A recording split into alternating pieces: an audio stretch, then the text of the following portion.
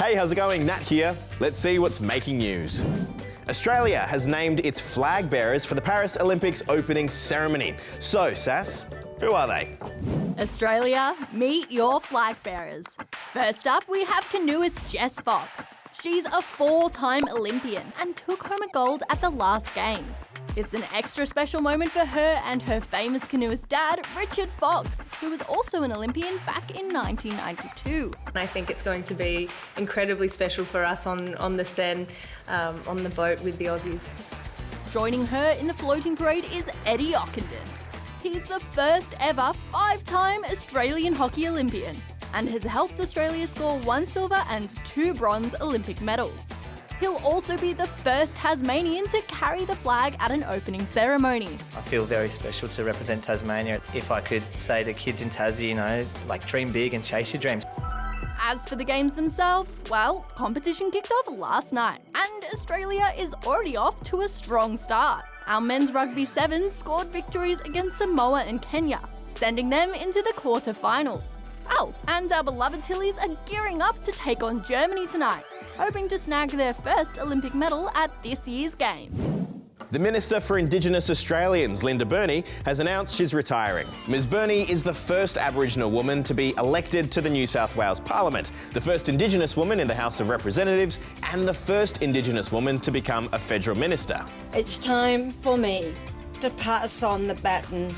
Stepping back will give me time to do other things, including spending more time with family and loved ones. Skills and Training Minister Brendan O'Connor announced he's retiring as well. American pop star Katy Perry is set to headline this year's AFL Grand Final. 100,000 passionate fans roaring at the mighty MCG. She'll be the main attraction for the league's pre-game entertainment on September 28 at the MCG. See you in September. Weeds have been a pretty controversial topic recently. Some well-known nurseries have been selling plants that are actually invasive species. But how much damage can a plant really do? Cushy's on the case. I found the suspects. Aha! Gazania, a flowering plant native to South Africa. It says here that it's an invasive weed and it's causing some big problems out in the Mallee country. How did you find it? Oh, I just bought it at the nursery.